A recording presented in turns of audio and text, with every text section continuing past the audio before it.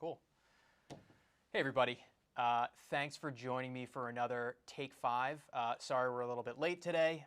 Pretty crazy day, crazy week, but better late than never. So if you're not familiar, this is where we go into our safe. We pull out 5 of our favorite pieces that came in to the shop this week.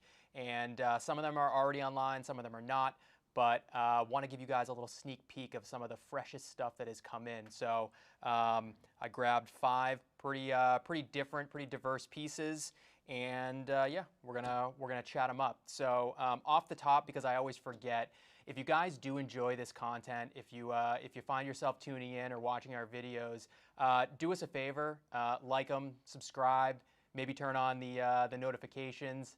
It helps us with the algorithm, and it feeds all of this amazing content to you when we make it. So with that piece of housekeeping taken care of, let's jump right in.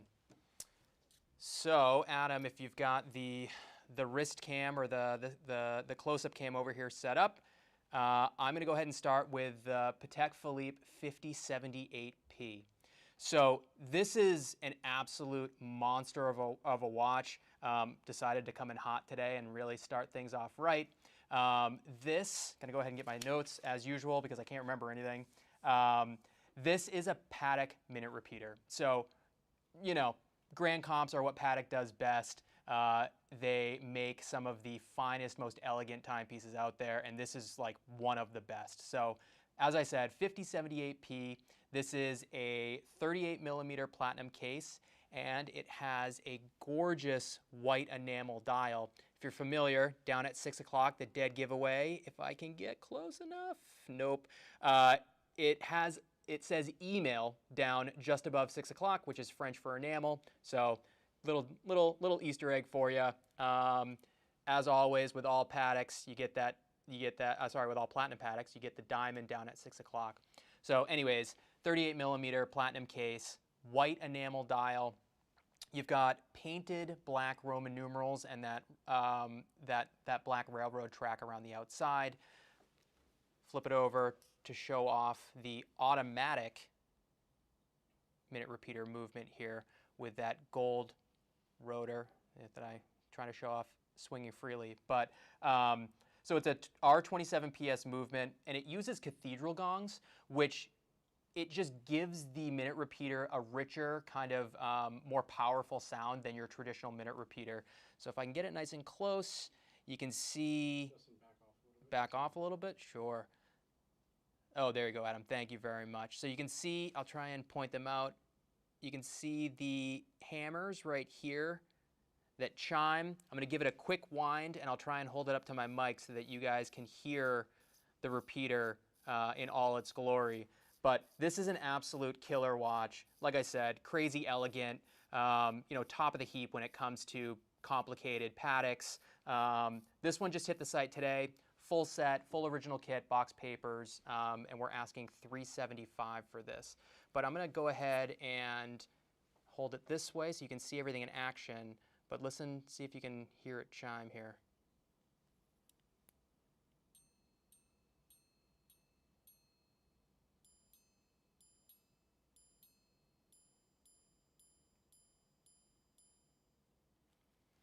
So there you go. Patek Philippe, 5078P, absolute monster piece to kick us off. Moving on to like something totally different, but also super interesting. I grabbed the De Bethune DB25 Starry Sky. So we went from super classic, super elegant Patek to a really forward-thinking, kind of futuristic indie here. And De Bethune, we're all familiar with their Starry Various line. It kind of has this same look. And this one is really special though. So DB25, this has a blue titanium dial. Like I said, you've seen it on the Starry Various. And the dial is actually studded with titanium stars in that polished blue dial, kind of a mirror finish there. And then this one, let's see if I can show it. I gotta move the hands, I guess. This one has the Scorpius constellation, so the scorpion over from like 2 to 6 o'clock there, and it's really up. You can kind of see it there. You can see the lines connecting it, but just really cool. De Bethune offers, you can work with them to customize the dial, and you can kind of create whatever you want. This one is, like I said, the Scorpius constellation. So just details. It's a 44 millimeter, 18 karat gold, white gold case, obviously. It's powered by a manual wind movement, kind of the classic De Bethune movement with that funky plate and everything. And then there's actually a power reserve that is over on the other side of the balance over here that goes up and down as you wind it. This one, let me see here. Oh, the other part that I didn't mention is, again, really hard to show off, but up at 12 o'clock there, it's kind of De Bethune's signature, or one of their signatures, but they use this spherical moon phase indicator, and it's actually, let's see if I can get my details.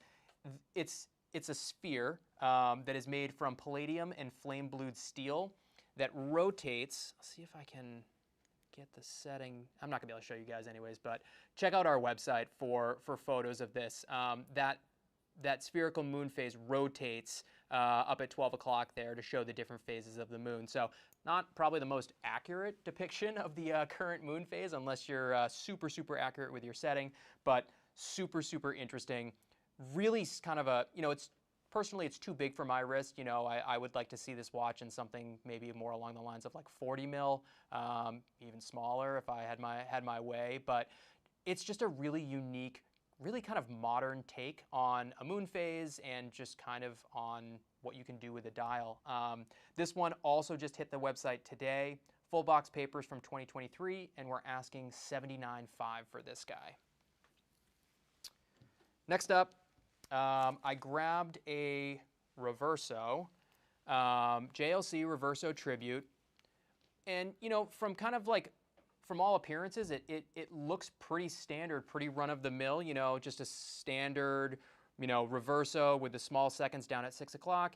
This one is obviously, a little more interesting with that really kind of cool evergreen colored dial. But this one, you flip it over, and you got this crazy enameling on the case back. And when this came in, I had never seen this before. I've seen enameled case backs. There are limited editions that they do of, like famous pieces of art. You've seen like the girl with the pearl earring on the back of a Reverso. People do their initials. There's all kinds of, there's like we've seen a Batman logo. We've seen, like the New York skyline. There's all kinds of crazy things that JLC will do. But this one, so when I was doing a little bit of research on it, back in 2022, JLC partnered with an artist and typographer. He's a Spanish guy named Alex Trochu. I hope I pronounced that right. It's Trochut. I don't know. But it was part of their Made of Makers initiative and program. And they partnered with this artist to create a unique font that was inspired by kind of the Art Deco movement, which obviously plays a big part in the design of the Reverso. So this designer created this completely unique font, and then when you purchased just any Reverso from the boutique, you had the opportunity to have it engraved and enameled with whatever you wanted. It could be, your monogram. It could be an initial. This one, for whatever reason, is an S. And I wasn't able to figure out if, if they, grab a cloth here, if you could get the enamel done in different colors, or if this kind of like periwinkle blue was like the only option. But I mean, it seems like someone made a pretty specific choice here, because with the green strap, green dial, and then this very specific blue S. I don't know, just really cool, kind of another wrinkle in like the long history of the Reverso. Just another one of those like funky programs and funky initiatives that a brand like JLC offers and creates. So pretty cool to see them working with different artists and whatnot. I really love Reversos. I love, anything you can do to kind of like make something your own, or, I talked about it last night on the live, but anything that's just like a little bit different, a little bit funky, makes it that much more special. I just wish that, my name started with an S, because if it did, I think this would be living on my wrist. But this one is not on our website yet, but it will be very soon. It was just photographed, so keep an eye out, probably early next week for this guy. Next, grabbed one of my favorite GMTs of all time. So this is the Rolex GMT Master 2. This is the reference 116718LN. I feel like I'm not in focus. Adam, does it look okay over there? I am not in focus. How about now? All right, that looks better. All right, anyways, this particular reference was released in 2005, and it was released to celebrate the 50th anniversary of the GMT Master line. And interestingly, this was the first, this was the debut of Rolex's Maxi case, so that larger 40mm case with the thicker lugs. You know, it's the case that we've all kind of, you know, come to think of, you know, with the Submariner line, the new GMTs. Obviously, they've moved on with subs to the 41mm, but this was where Rolex really moved from the older, you know, like 1675 style, you know, kind of jangly, more jangly bracelets and smaller cases, into the kind of like this modern era. So that all started with this watch.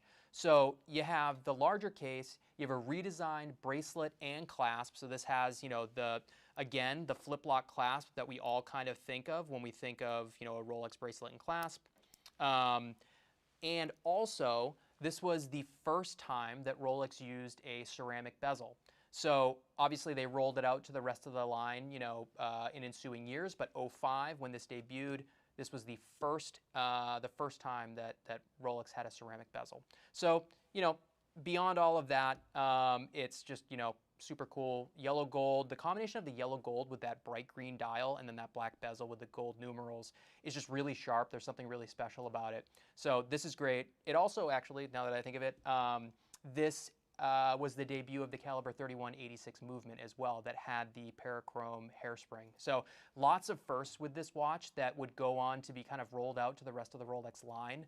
And yeah, it's really, really good looking to boot. So one of my favorite Rolex GMT references. This one, I believe this is live on our site. Yep, we're asking $37.5 for this guy, so go ahead and head over to our incoming page to see some more details about this one.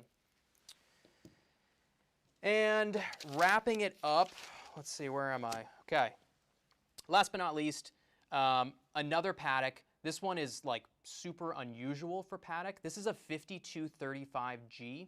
So this is a, how big is this guy? This is a 40.5mm white gold case. And it's just a really interesting complication and a really interesting kind of layout for this entire piece. So like I said, 40.5mm white gold case, and it's a regulator display. So if you're not familiar, the regulator, you've got this subdial up at 12 o'clock. See if I can get a little closer. So you got, there we go. The subdial up at 12 o'clock displays the hours. So you have a 12-hour register there with one single hand for the hour. And then that big hand in the center, that's for the minutes. So it goes around once per hour. And then you have running seconds down at 6 with an inset date aperture. And then you actually get day of the week and month up at 10 and 2 o'clock. So, you know, the regulator display is pretty unusual, pretty rare, you know, especially for Patek, but even just in, you know, the watch world in general, you don't see a ton of them out there, so it's pretty unique. And then this has that two-tone kind of textured silver dial, so you have this vertical kind of satin finish on the center, you know, the main dial, and then you have that lighter silver finish, you know, not with that satin striping for the subdials and then for the minute track. So really, really cool piece. You know, you get to see, again, you know, you got that micro rotor movement in there. The movement that totally fills this, you know, fairly large case, and especially when this debuted, it was pretty big for Patek. But, you know, it's on the larger side for me. I'll move my AP out of the way here. On the larger side, but I really love it. I think it's just, you know, it's funky. You don't see a ton of these. They weren't super successful, you know, not a lot of people bought them, but the people that have them are super into them. They're just unique, interesting, fun, something different and unusual from Patek. So that's my 5. Hopefully you guys saw something that you liked. if you didn't for some weird reason, there were a ton more new arrivals that hit our website this week. There's a ton more that we're working to get uploaded now. So keep an eye on our website. Thanks for watching. Thanks for tuning in. Like I said, like and subscribe, turn on those notifications, and we will see you again next week. Have a great week.